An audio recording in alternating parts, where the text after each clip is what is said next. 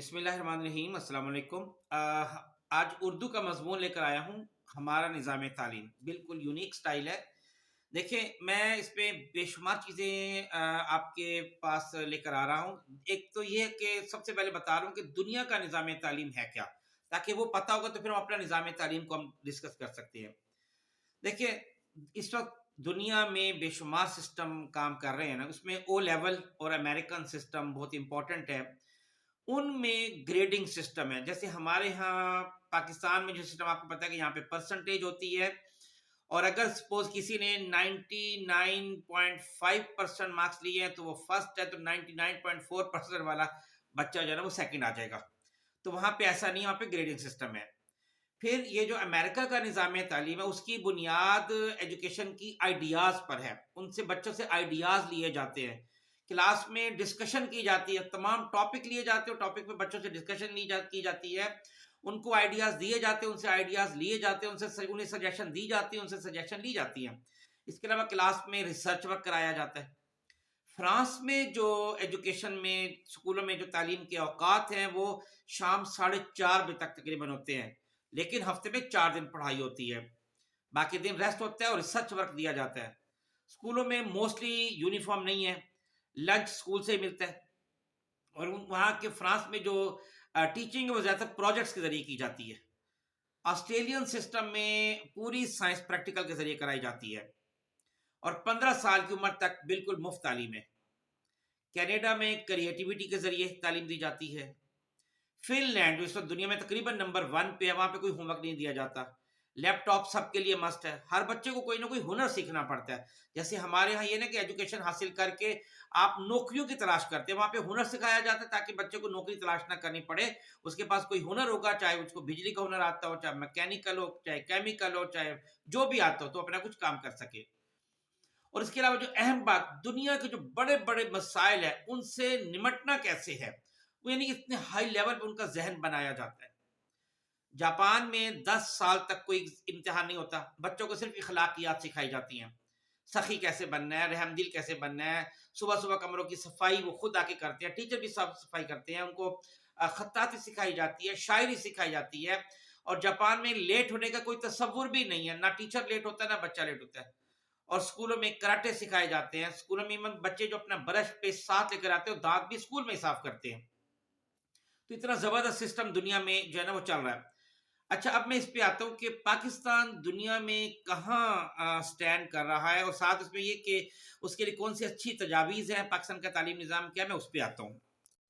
तो सबसे पहले तो मैं आ रहा हूँ कि पाकिस्तान में जो तालीमी निज़ाम है, देखें पाकिस्तान में जो तालीमी निज़ाम है उसमें ज़्यादातर जो बुक्स है ना वो पंजाब टेक्स्ट बुक बोर्ड है।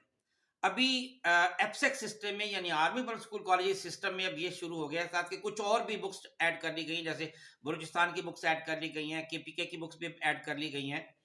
और इसमें इंग्लिश को लाजमी मजमून करार दिया गया, जिससे जो खास तौर पे गवर्नमेंट स्कूल में जो बच्चे हैं वो फेल हो जाते हैं।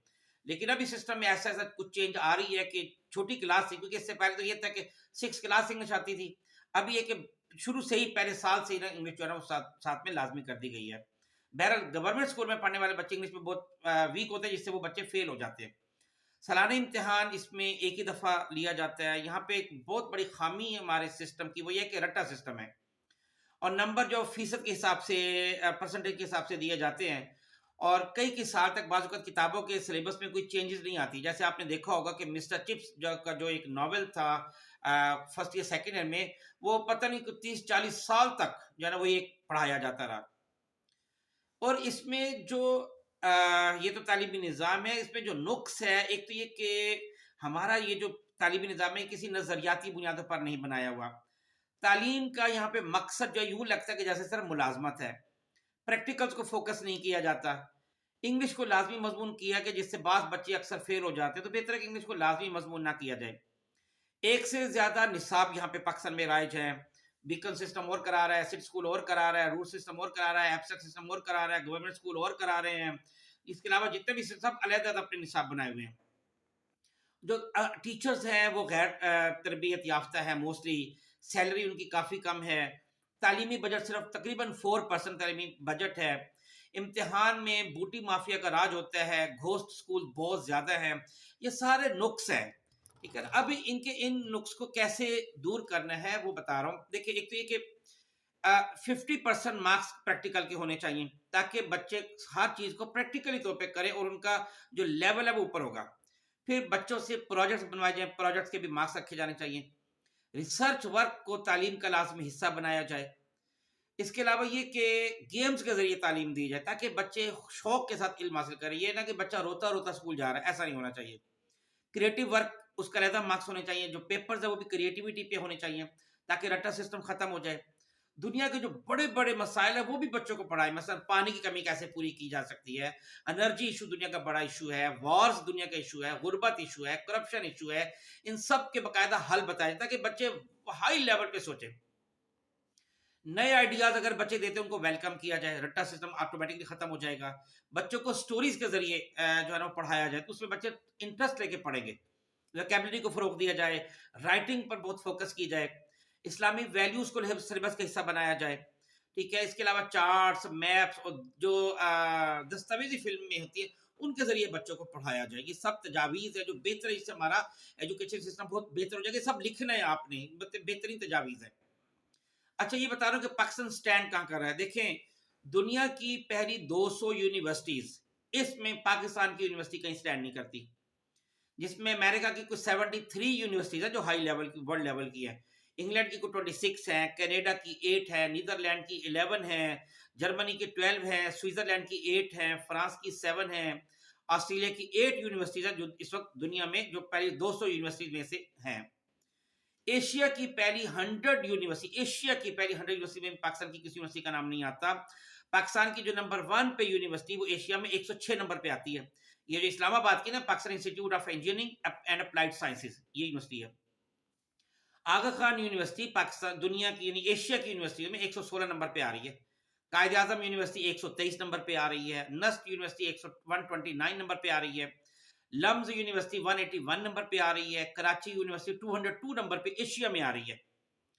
ایشیا کی اگر 100 یونیورسٹی میں دیکھیں کہ انڈیا کا جو نمبر ہے وہ 38 ہے اور ملائیشیا کا 32 ہے.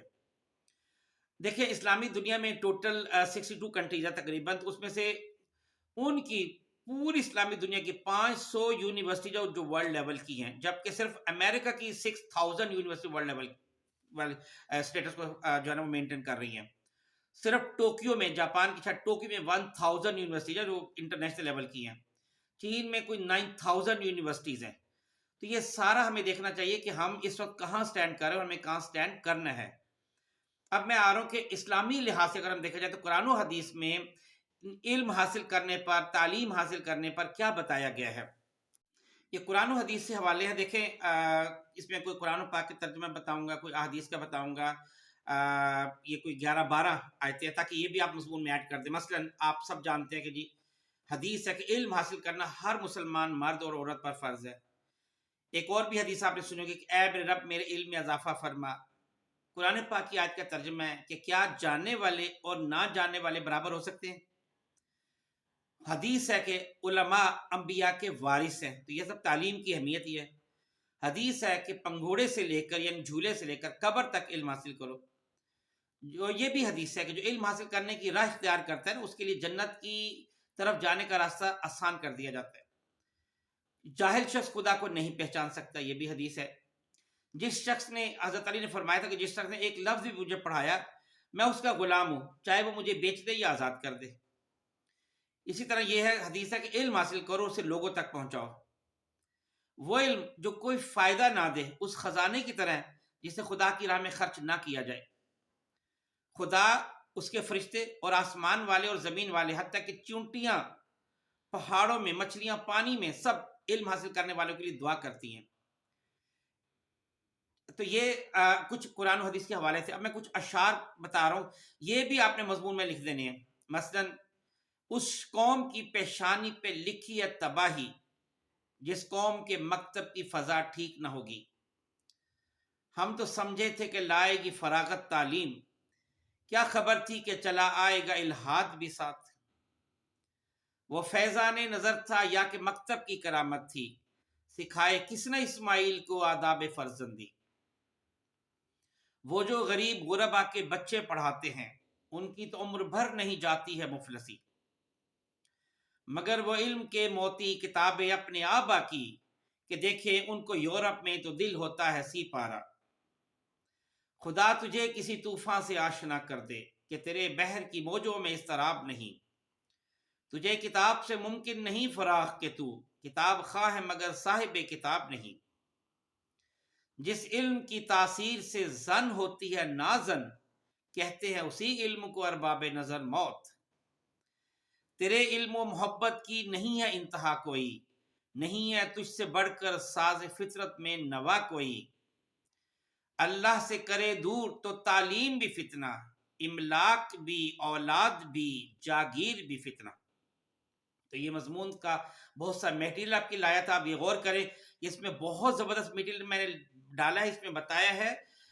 یہ ہر بچہ نہیں لکھتا، اس طرح کا میٹیریل اس میں نہیں دیتا۔ اگر آپ لکھو گے تو آپ بورڈ پہ ٹاپ کر جاؤ گے۔ بہت شکریہ، السلام علیکم ورحمۃ اللہ وبرکاتہ۔